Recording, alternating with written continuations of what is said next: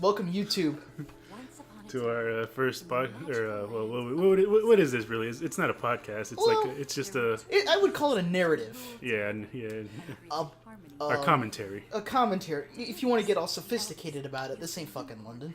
So technically, this is our second one because the first time it didn't record. Yeah, friggin' what's his name? Bill Gates over here forgot to push the right set of buttons. And speaking of which, Bill Gates is not his name. What? Fine. I'm Ruiner. And this is Edgewind, and he is not Bill Gates. Nope. So unfortunately, they missed that. Oh, they missed the Ghostbuster. Oh, talk. the Ghost. I won't say it again. If I ever have the opportunity to say it again, I will. For the rest of you, you'll just have to figure it out for yourself. But we're watching the intro here, and I actually really like this cool animation. How it's all spindly and very old timey. I was actually kind of thinking that this would be kind of 1980s looking or something. Yeah. Because when you hear My Little Pony, the first thing that comes to mind is that intro from the 80s. It was all flowered up, all girly, and that's I never saw the show, but everyone was talking about how great it was. But as soon as they would drop that name, I'd get that 80s, and then I would just be like, I've got better things to do. Like, look, I have to stick this gun in my mouth. No, really, that was my mentality about it. And then, I got all these friends saying you gotta watch it. Then Hoka says son. I'm like, as you said, fine. Ponies go to hell. All right, you got my attention now. Go ahead. This sounds interesting. Yeah, he definitely made the first two episodes sound interesting with Nemmer. He just I can't remember the exact words, but they were around. They were something like, this evil entity called Nightmare Moon is released from her 1,000-year imprisonment and the world goes to hell. Yeah, it's the apocalypse. And it's like, well, that was like, really? So that was the cliffhanger to the first episode. I'm like, all right. So sat down and watched the first two episodes, and I will say this right now, before I even started, I expected to be halfway, through the first episode and stop it and go back to doing something a little more interesting with my time. Yeah. By the time the fourth episode was done, I was like, I gotta find the fifth. And I know some people are get pissed off that they find out they're a brony or whatnot. I wasn't. If it's good, it's good. I won't hold any grudges. I never really. I didn't know about bronies when I first started watching it. I just watched it. Oh yeah.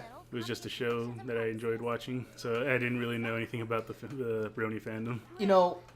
He mentions the episode, but I never actually heard anyone say the word brony. Mm-hmm. I saw it on my AIM conversation with G Beach, and he spelled it out. And the first time I read it, I'm like, brawny? What the hell's a brawny? I'm like, wait, can you pronounce this, spell it out or something? And he does. I'm like, okay, all right. Oh no, wait. And I was like, what is the internet doing to our society? This can't be a good thing. It was like that thing from that movie Ted. Michelob Ultra Citrus Light. Good God, America is imploding. Oh, and here we have the library scene, and I am still under the firm belief, no matter how many episodes he gets, Spike is a second-class citizen. Yeah, I was actually thinking the same thing. Spike is Twilight's pet. She just lets him think he actually has a little more status than he actually does. She just yanks him off the friggin' ladder to get the book. Oh yeah, Spike, do you have a concussion? Oh, wait, you got the book? Oh, great. Oh, quit laying there drooling, you'll be fine. And the thing with the tail there, I don't think that's how ponytails work. No, I'm pretty sure they do. I've been around horses before, and I've never seen one do that. I would like to see one do that. I mean, that would certainly make them a little more interesting. But it's just no. But they always put Spike as somewhat incompetent. But when things are crucial, suddenly he's got a friggin' IQ of 400. Have you noticed that? Yeah. And there are times when he's been dreadfully oblivious to things, and other times these same things that he was oblivious to before, he's like a damn Marine Scout sniper. He notices the smallest detail. Yeah. I find his character tend to be very unbalanced as compared to the main six, or even Celestia has a little more consistency than Spike does at times. Yeah. But I still like Spike. He's my favorite character outside the main six. Really? Outside the main six? Outside the main six, yes, definitely Spike. Just because of all those things that make him, so wrong. Yeah. He's that character that is, I like this term, lovingly mistreated. Lovingly mistreated. And that's part of his charm. Like he's a living mailbox, and you notice whenever he sends when he receives a message, he is in considerable pain, or at least has very bad indigestion or reverse constipation or something.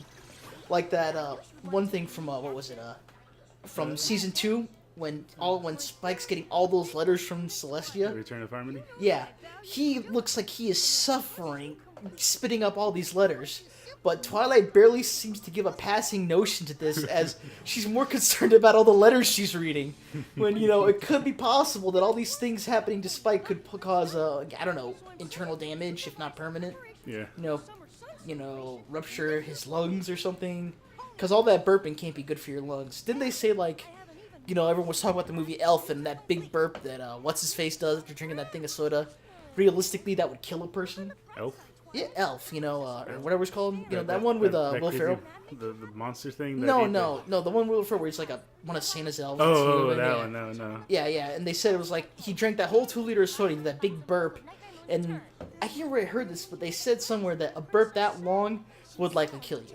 Oh, I never actually watched that movie. So. Nor did I, but everyone was talking about that burp, and it's in all the commercials and everything, so I didn't get that movie. Mac. I've never given that movie much time of day. So, what episode was it? Name the thing and I might be able to tell you it is. Is it Feeling Pinky Keen? Or where Pinky, they introduced Pinky Sense? Yeah, that's Pinky Keen.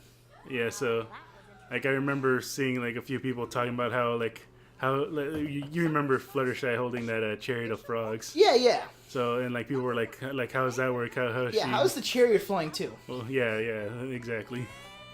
People made such a huge stink about that, but it wasn't a huge thing. But people were questioning it. I'm like, it's just the weirdest. It was in the first episode too. People, come on.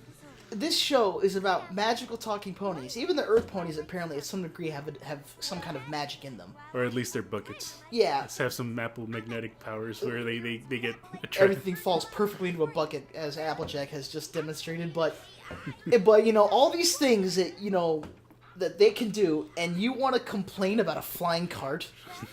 If anything, that would seem like a standard kind of spell. Hey, just go to Random Unicorn. Hey, I need this cart to levitate. Let's make that happen. But no. This cart is flying. And go ahead, YouTube, send me a bunch of freaking comments about how carts shouldn't do this and carts shouldn't do that. Bring it on. But should we try to avoid it, any kind of major spoilers kind of thing? Oh, if they haven't seen the show at this point, then I don't know why. Yeah. Why are you watching this video? I think you're right. Actually, I thought about this before, and I don't know why I forgot. Yeah, pretty much. You're watching a video with commentary in it, and it's you're not going to be paying attention to what they're saying, or you're listening to us. And if you're listening to us and you haven't seen, any of the actual show, and you're just going off this. There's going to be spoilers. Don't feel bad about it because you decided to do this first. You're doing things out of order and you should feel bad about it. And I hope you do. Now, turn this off and go watch the show proper. Then you can come back and listen to us. The rest of you who've done things properly, please proceed to listen to us and enjoy it. Oh, I missed it. Oh, she's so cute. You're not even going to stay for brunch? I think that, Apple Bloom's cuteness is still, it's like, you're not even going to stay for brunch? Even that alone would have made me stay, but no, you got to wait for the stare that she does. And then, okay, alright. And I loved Big Mac's character the instant you see him.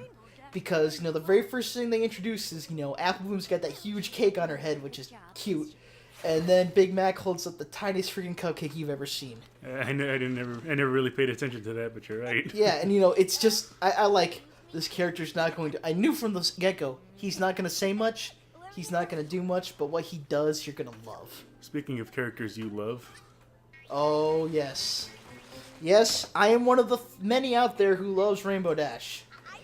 my wallpaper usually is Rainbow Dash related.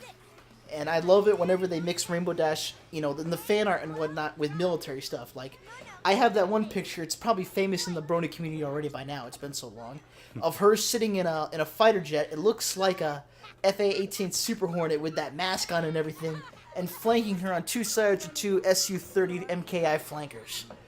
That's like one of my favorite pictures of all time. On my Gravatar account, that's my avatar. Look at your gun grin. I don't have a gun grin. Yes, you do. No, I do not. I have a happy grin. I have a wings grin. Which come out when you talk about guns. How is a jet qualify as a gun? Or any kind of like weaponry or anything like that. No, okay, so military. There we go. It's not a gun grin. It's a military grin. Oh, hush. Okay, so my cutie mark, is a freaking crosshair. Sue me.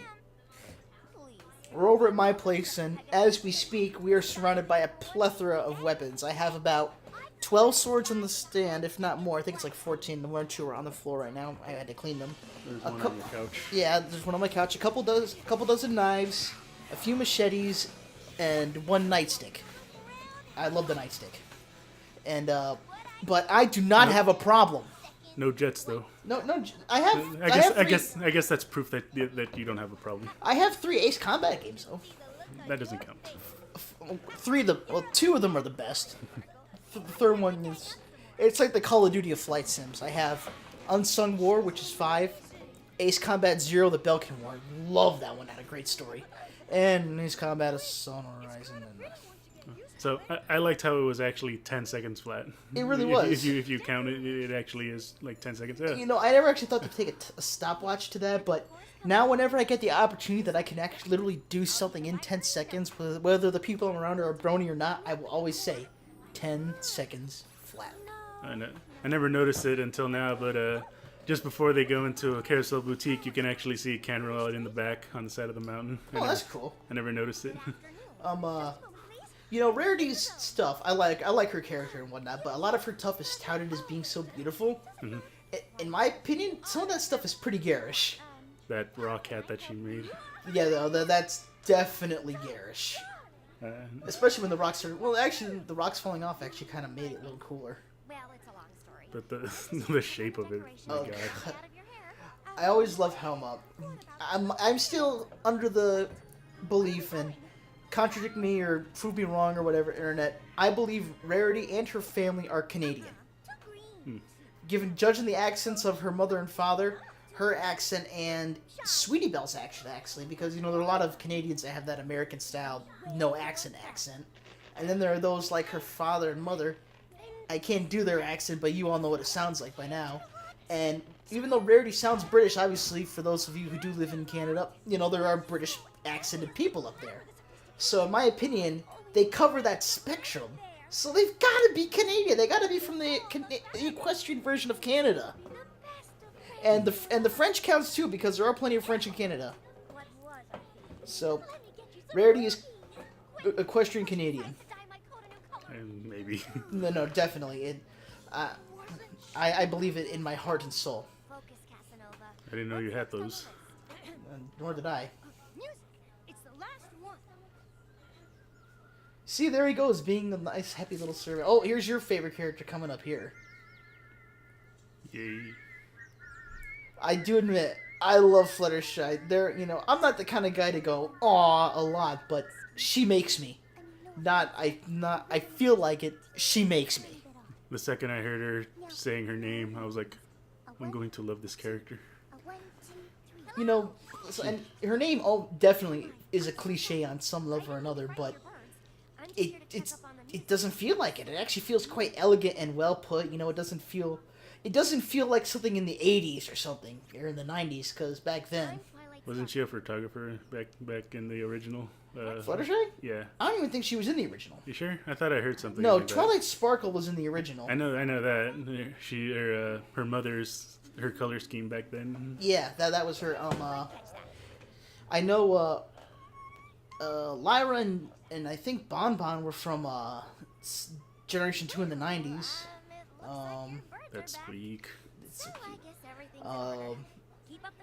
I know Applejack is a Generation 1. Dash is... Who's a silly pony? Who's a silly pony? You is... Applejack. Okay, that's enough of that. I know Dash is like from season 3 or some shit, but I never paid attention to that. Nothing like the one we know now. I mean, you could put a gun to my head and I still wouldn't watch that show. Apparently she would, though. From, which one was it? Anthology? Was it the second one? Yeah. No, I'm not talking about Generation 1. I'm talking about Generation 3. Yeah. Because that's where Dash is from. But I know what you're talking about, the Pony Anthology Ponies React to. Yeah. I love that. That actually, if you think about it, that kind of describes the brony culture. Think about it. It really does. I guess, yeah. No, I guess about it, dude. No, I guess about it at all. This is a very good representation of the brony culture. I mean, the majority of mainstream America and the world really was like, the fuck? What is this? And then, of course, you got the tough chick like Rainbow Dash, which would be, people wouldn't really expect it to be bronies, and it turns out a lot of those people are bronies. The amount of military bronies, I didn't realize how big a deal that was, but it's quite a thing. And I'm actually quite pleased with that. I kind of thought Spike did a better job of doing that in the third episode. Oh, yeah? Yeah. Where like he... Well, I don't know. The part where they get the tickets, and he's like, "Oh, I don't want to be part of this girly frou-frou stuff." Yes, that was great. But he secretly does, because once he at the end, once he gets his ticket, he's so happy about it. Okay, now in season 4, Pinkie Pie talks about the picture for her party here. Yeah. We never see a photo taken once. Well, we never really see her take those photos in. Yeah, that's true. Once again, there's these strange powers Pinkie has.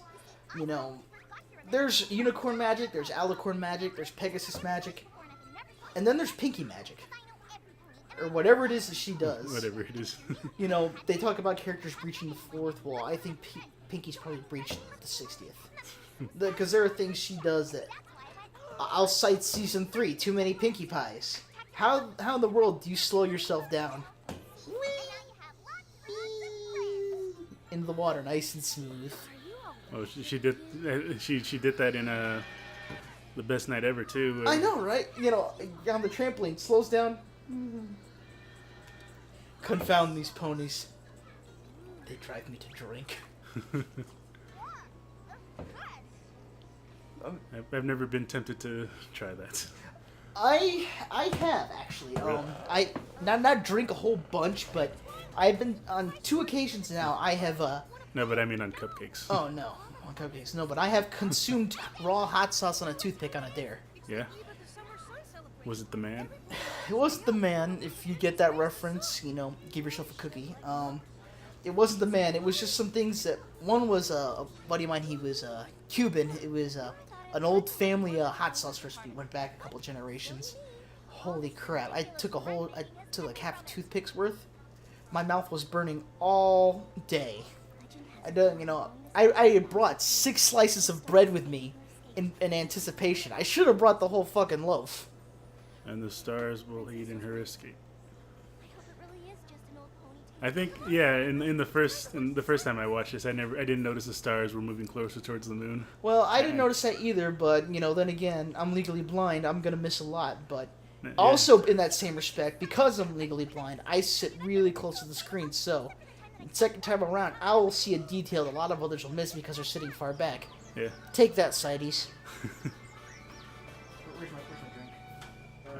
There. I wish I could train birds to do that. Last time I had, with the exception of the time I hung out at your place at one time, last time I had a bird on me, it bit my finger and pooped on my hand. Besides that, or did my bird bite you? No, it wasn't your bird. It was. No, it was at the high school. Oh. They used to. Were you ever there? Did you ever see that bird? No. It was in the library. They had a bird in the library, and anyone could open the cage and take it out and pet it. It was nice to some people, and it was mean to me. It would love I used to go there with my buddy. We used to do homework there. Yeah, homework. We used to look in the back of the math book, copy the answers, and work. Yeah. But it would send his hand and it would nudge him. It was nice. I get it on my hand. It bit me. It squawked at me. It pooped on me. And on one occasion, it bit and pooped on me.